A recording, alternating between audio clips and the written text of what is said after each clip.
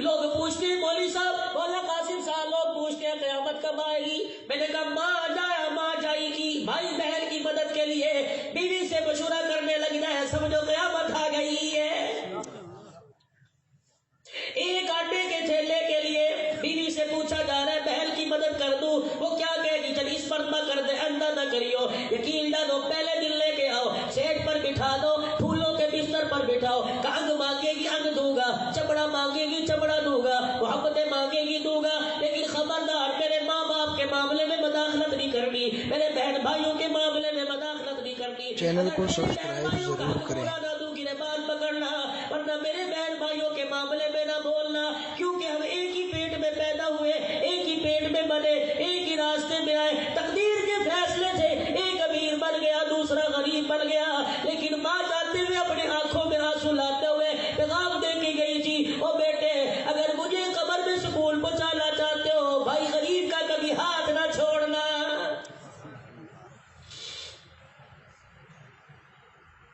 اور جا کے گھر میں پیغام دے دینا۔ ایک مولوی صاحب آیا تھا اور آ کے کہہ کے چلا گیا، عورت سہاگنی اچھی لگتی ہے۔ اگر یہ میرا پیغام آپ جا کے گھر والوں کو سناؤ تو میں عرض کروں گا کبھی بچوں کے سامنے اپنے شوہر کو برا نہ کہنا، کبھی بچوں کے سامنے اپنے شوہر سے جھگڑا نہ کرنا۔ اگر بیوی خاوند کی عزت نہیں کرے گی تو اولاد کبھی باپ کی عزت نہیں کرے گی۔ اگر میرے عزیزوں رب ذوالجلال کی قسم ہے، عورت کے لیے سب سے بڑی نعمت اس کے سہاگ کی سلامتی ہے۔ ہم نے کئیوں کو دیکھا جنہوں نے بیوہ ہونے کی سفید چادر اپنے سر پہ پہن لی، چار بیٹے رلا رہے ہیں، چار بیٹے تو روٹی دینے کو تیار نہیں۔ یہی عورت جو گھر کے اندر راج کیا کرتی تھی، سونے کے کنکر پہن کے بیٹھا کرتی تھی، اس عورت سے لوگ آ کے اپنی امداد کروایا کرتے تھے، آج یہی لوگوں سے زکات مانگتی پھر رہی ہے کہ مجھے دوائی کے لیے زکات کے پیسے دے دو۔ آج یہ روزانہ سرانے کے نیچے پرچی رکھ کے بیٹھی ہوئی ہے، کھانس کے تھک گئی ہے، پرچی دیکھ کے روتی ہے، کاش تو سلامت ہوتا، مجھے پرچی سرانے رکھنے کی ضرورت نہ پڑتی، تو چلا گیا، مجھے علم کے سمے چھوڑ کے چلا گیا۔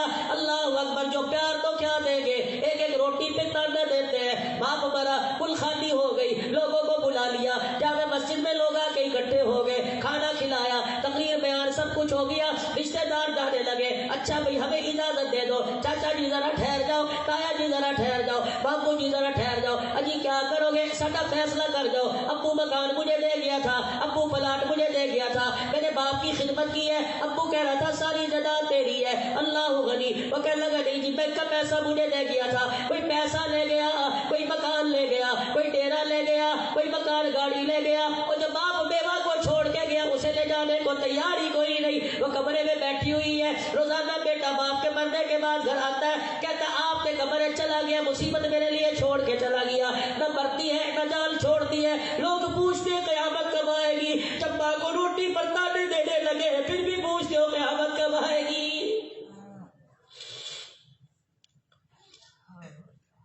بہن کو پھول کر کے کہہ رہے اس مصیبت کو لے جا، گھر میں بولتی رہتی ہے، 4 مہینے بہن نے رکھا، پھول کہتی ہے، پھول پہ کہتی ہے او میرا بھائی یہ میرے باپ کا گھر پہ میرا سسرال ہے، اب تو میرا شوہر بھی تانے دینے لگا، پھر کسی بھائی کے گھر میں کسی رشتہ داروں کے گھر پہ جا رہی ہے۔ لوگ پوچھتے ہیں قیامت کب آئے گی، جب تیری جنت گلیوں میں رلنے لگے سمجھو قیامت آ گئی ہے۔ چند بچوں کو پالا تھا ایک ماں نے جتن سے، ممتا کا سلا پھر بھی ضعیفی میں نہ پائی، جتن کیا تھے، پاپڑ بیل بیل کے پالا، لوگوں کے برتن مانج مانج کے پالا، چپکے چپکے زکاتیں اکٹھی کر کے مانگا، اللہ اکبر، چند بچوں کو پالا تھا ایک ماں نے جتن سے، ممتا کا سلا پھر بھی ضعیفی میں نہ پائی، ہر چیز تقسیم ہوئی باپ کے مرتے، ایک ماں تھی جو حصے میں کسی کے نہ آئی۔ ماں باپ دو ایسی اللہ کی بڑی نعمتیں ہیں، اگر ایک مرتبہ آنکھیں ان کی بند ہو جائے، پوری کائنات کے نظارے کرو، اللہ کی نعمتیں نظر آئے گی لیکن ماں باپ کا چہرہ کہیں نظر نہیں آئے گا۔ بہن بھائی اللہ کی بہت بڑی نعمتیں ہیں، خدا پاک کی قسم ہے، دنیا کی ہر نعمت مارکیٹ میں مل سکتی ہے لیکن ماں جایا کسی مارکیٹ میں نہیں مل سکتا ہے۔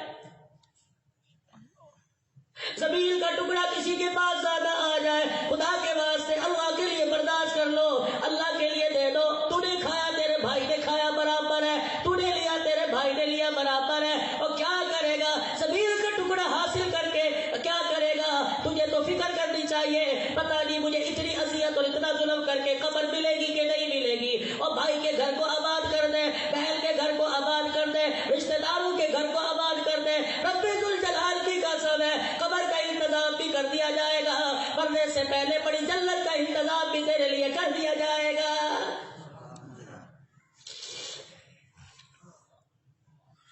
اپنی زندگیوں کی فکر کرو. لوگوں کہاں جا رہے ہو؟ اپنے گھر کا ماحول دیکھو. جاؤ جاؤ اس فقیر کے کہنے پہ ذرا اپنا گھر کا نظارہ دیکھ لینا. اس فقیر کے کہنے پہ اپنا جا کے گھر کا منظر دیکھ لینا. دو چیزیں تمہارے گھر میں موجود تو سکون کی نیند سو جاؤ, اے سی روم میں سو جاؤ, اپنی بیوی کے پہلو میں سو جاؤ. اگر دو چیزیں تمہارے گھر میں موجود ہیں, بچوں کو اپنی بازو پہ لٹا کے اپنے سینے سے چمٹا کے سو جاؤ, تمہیں فکر کرنے کی ضرورت نہیں. اگر وہ دو چیزیں تمہارے گھر میں نہیں ہے تو کیوں سوتے ہو؟ کیوں اپنے آپ پہ ظلم کرتے ہو؟ کیوں راتوں کو اٹھ کے روتے نہیں؟ کملی صاحب وہ دو چیزیں سونا چاہتی نہیں, وہ دو چیزیں مالم گاڑی نہیں, وہ دو چیزیں کیا ہے؟ میں نے کہا جاؤ جاؤ اپنے گھر میں تلاش کرو. دو چیزیں تمہارے گھر میں ملے تو تمہارا گھر آسمان والوں کے لیے ایسے چمک رہا ہے جیسے زمین والوں کے لیے آسمان کے ستارے چمک رہے ہیں. اگر وہ دو چیزیں تمہارے گھر میں کوئی نہیں تو تمہارا گھر جہنم تو نہیں لیکن جہنم سے کم بھی کوئی نہیں. وہ دو چیزیں کیا ہے؟ ایک تو نماز کے سجدے, دوسرا قرآن کی تلاوت. اپنے گھروں میں ڈھونڈو, اپنی بیوی کی گود میں ڈھونڈو, اپنی بچیوں کے ماتھے پہ ڈھونڈو. اگر نماز کا سجدہ نظر آ جائے, قرآن کی تلاوت تمہارے کمروں میں گونجتی ہو, رب ذوالجلال کی قسم ہے تمہارا گھر دنیا کے اندر جنت ہے. جاؤ جاؤ مہمان کو دنیا میں لانے سے پہلے مہمان کی گود کا انتظام کرو, مہمان کے ڈرائنگ روم کا انتظام کرو, مہمان کی سلیپنگ روم کا انتظام کرو. 9 مہینے کوک میں اٹھانے کی فکر کرتی ہے, 2.5 سال گود میں بٹھانے کی کیوں فکر نہیں کرتی؟ ماں فاطمہ بیٹا حسین پیدا ہوتا ہے کیونکہ حسین کو گود قرآن والی ملی. ماں نے سینے سے لگایا, قرآن سنایا. ماں نے گود میں پگھوڑا دیا, قرآن سنایا. ماں نے لوریاں دی, قرآن سنایا. مجھے لگتا ہے شہزادہ حسین ماں کے سینے سے لگ کر جب دودھ پیتا ہوگا, ماں کی آنکھوں میں آنکھیں ڈال کے چہرہ دیکھتا ہوگا, ماں زبان سے قرآن سناتی ہوگی. حسین آنکھوں میں کہتا ہوگا اب ماں اس گود کی قیمت ادا کروں گا, اس پیار کا حق ادا کروں گا. بیٹے کیسے ادا کرے گا؟ اماں تجھے مجھے گود میں قرآن سنایا, اماں میں کربلا میں نیزے کی نوک پر تجھے قرآن سناؤں گا. خدا کے واسطے اپنے گھروں کے اندر تبدیلی لے کے آؤ. کہتے ہو ہائے اسمبلیاں ٹوٹنے کا وقت آ گیا, کہتے ہیں اپوزیشن بھاری ہو گئی. اللہ کے بندے اسمبلی کی اپوزیشن تو بعد میں بھاری ہوگی, پہلے تیرے اپنے گھر کی اپوزیشن بھاری ہو گئی. تیرا بچہ بغاوت کرنے کے لیے تیرے سامنے کھڑے ہونے کو تیار ہے. تیری بچی نے سر ننگا کر دیا, سر پہ دوپٹہ اتار دیا, اس سے بڑی اپوزیشن کیا ہوگی؟ تیری بیوی تیری نافرمان ہو گئی, اس سے بڑی اپوزیشن کیا ہوگی؟ تیرے بچے تیرے حکموں کے باغی ہو گئے, تیرے بچوں کی حرکتوں سے تیرے گھر کی عزت پر دھبا لگنے لگا, اس سے بڑی اپوزیشن کیا ہوگی؟ اگر بمری بچانی ہے, اگر حکومت بچانی ہے تو اپنے گھر کی حکومت کو بچا. تیرے گھر کی حکومت کیسے بچے گی؟ اللہ کے قرآن کی برکت سے بچے گی, نبی کے فرمان کی بچے گی. بیوٹی پارلر میں تیار ہونے سے بہتر ہے اپنے زندگی کو رحمت والے انبیاء پیارے پیغمبر صلی اللہ تعالی علیہ وسلم کی سیرت والے پارلر میں تیار کر. اتنا تیار ہو کہ اتنا خوبصورت بن جا, چہرہ دیکھو خدا یاد آ جائے, زندگی کے حصوں کو دیکھو مصطفیٰ یاد آ جائے.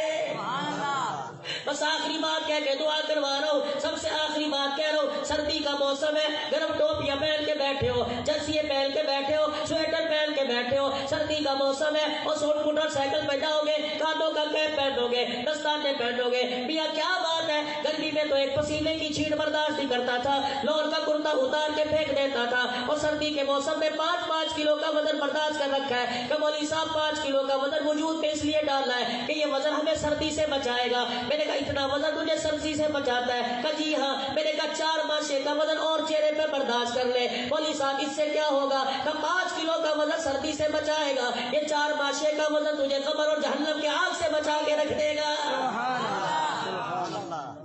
اب تمہاری مرضی, دنیا کی سردی سے بچنا چاہتے ہو, جہنم کی آگ سے بچنا چاہتے ہو. خدا کے واسطے میں تمہیں کھڑا تو نہیں کروں گا, بلکہ میں کہتا ہوں دل میں ارادہ کر لو, آج کے بعد گردن تو کٹا سکتے ہیں لیکن آمنہ کے لال کی سنت پہ حرف نہیں آنے دیں گے. کہہ دو انشاءاللہ.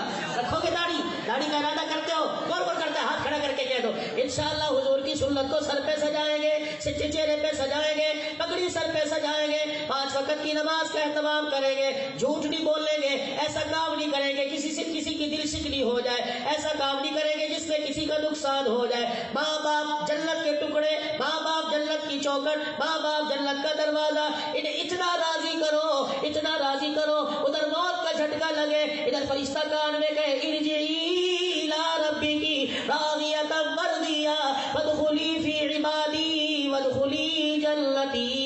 آجا آجا, تجھے فکر کی ضرورت نہیں ہے, آنکھ کا بند ہونا ہے, خدا بھی راضی ہے تیرے سے, مصطفیٰ بھی راضی ہو گیا ہے. کرو گے بھائی کوشش؟ یہی انسان کا مقصد ہونا چاہیے. پورا سال اس چیز کو سامنے رکھ کر ہم دنیا میں آئے نہیں, بھیجے گئے ہیں. ہمارے آنے کا مقصد کیا ہے؟ اس مقصد کو تلاش بھی کرو, اس کو سمجھو بھی, اس مقصد پر عمل بھی کرو. اللہ کریم عمل